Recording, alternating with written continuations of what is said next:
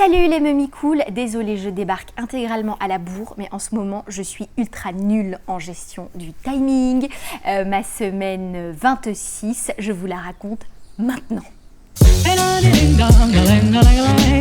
Je vous retrouve un petit peu en vrac pour ce nouveau journal de grossesse qui va arriver très en retard. En fait, la semaine dernière, c'était le début des vacances scolaires ici en Martinique. J'avais ma fille à la maison, j'étais super crevée et je n'avais la force de rien du tout, mais genre rien du tout, et je vous ai complètement abandonné. D'ailleurs vous l'avez vu, j'ai disparu des radars, je n'étais pas sur Insta, je n'étais pas sur YouTube, je n'étais nulle part. Oui, alors je ne suis pas du tout non plus en gestion de la tronche, hein. Vous m'excuserez pour l'absence totale de maquillage. J'ai 10 minutes pour tourner cette vidéo et après je dois partir. Tout va bien.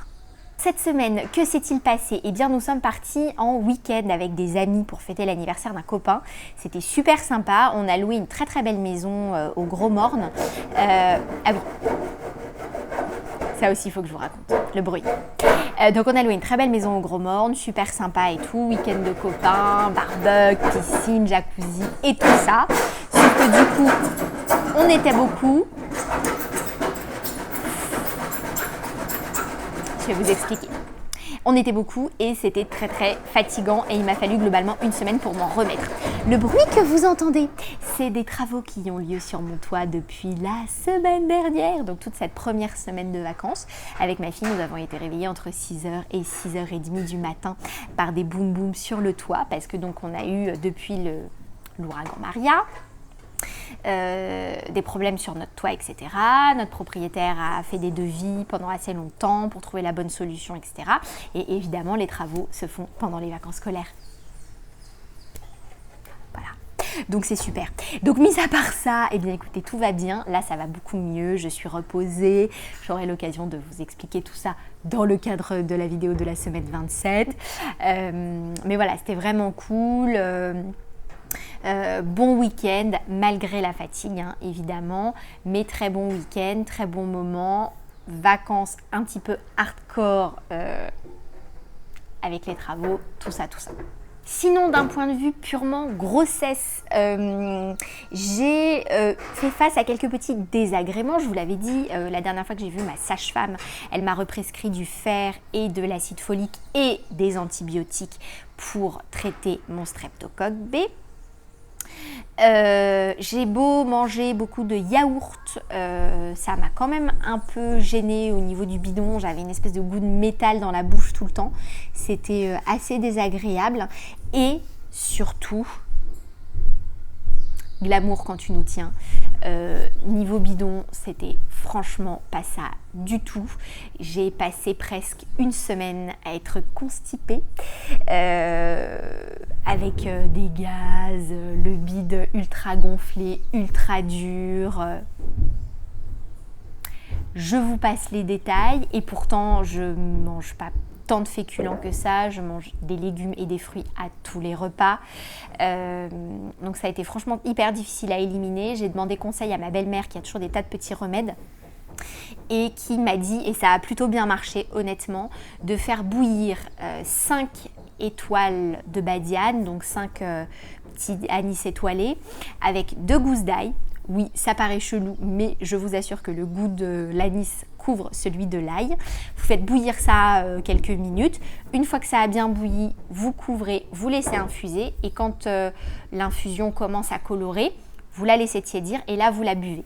Et je dois avouer que les gaz sortent par tous les trous. Hein, encore une fois, je vous passe les détails, mais franchement, c'est super efficace si jamais vous êtes enceinte et que voilà, vous êtes super gênée, vous êtes pleine de gaz, machin.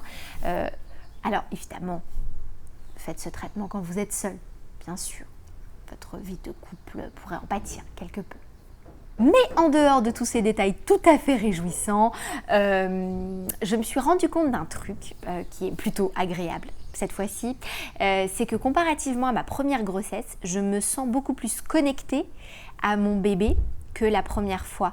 En fait, déjà, c'est vrai que c'est un bébé qui bouge beaucoup plus, qui est beaucoup plus actif, mais j'arrive mieux à interagir avec lui. Alors, est-ce que c'est une question bébé? Est-ce que c'est parce que j'ai déjà eu l'expérience de la grossesse ou que je sais pas, que je suis davantage à l'écoute de mon corps? Je n'en sais rien, mais en tout cas, j'arrive beaucoup mieux à échanger avec ce bébé-là. Je me suis rendu compte que quand on était seuls tous les deux, même si on est un peu tout le temps tous les deux au final, mais quand je me couchais pour faire une sieste ou quand vraiment on passait un petit moment maman-bébé, où je prenais le temps de toucher mon ventre, de me masser un peu, etc., il était beaucoup plus réactif. J'arrive beaucoup plus à l'apaiser. C'est-à-dire que quand, par exemple, c'est très régulier que quand je me couche le soir, je m'allonge sur le côté gauche, comme ça je me tourne. Et tout d'un coup, il se met à bouger comme un taré. Et ce que je fais, c'est que je passe ma main comme ça sous mon ventre, je serre un petit peu et ça le calme tout de suite. Et c'est assez bluffant en fait de voir que j'arrive à influer sur le bébé en fait et à vraiment interagir avec lui. Et c'est assez fou et en même temps très très agréable. En termes de poids, j'ai tout d'un coup fait depuis ma dernière visite chez la sage-femme remonte à une quinzaine de jours. J'étais à 70,5 kg et là je me suis pesée ce week-end et j'étais à 72 kg. Donc 1,5 kg en 15 jours, ça me paraît un petit peu beaucoup. Je ne me suis pourtant pas goinfrée spécialement. Donc je ne sais pas, est-ce que c'est dû à ma prise de médicaments, au fait que j'étais super gonflée, etc. Je ne sais pas, on va voir un petit peu comment ça évolue, mais j'espère que je ne vais pas commencer à prendre 3 kilos par mois parce que c'est quand même beaucoup. J'ai un peu peur d'avoir la peau qui craque, donc on va voir un petit peu ce que ça va donner, mais j'aimerais assez éviter ça. D'ailleurs, en parlant de peau qui craque, figurez-vous que j'ai dû retirer mon piercing au nombril, parce que je n'avais pas du tout eu besoin de faire pour Alma. J'avais la petite peau du nombril, mais hyper rouge, etc. Et en fait, je me suis rendu compte que la peau avait craqué à l'intérieur.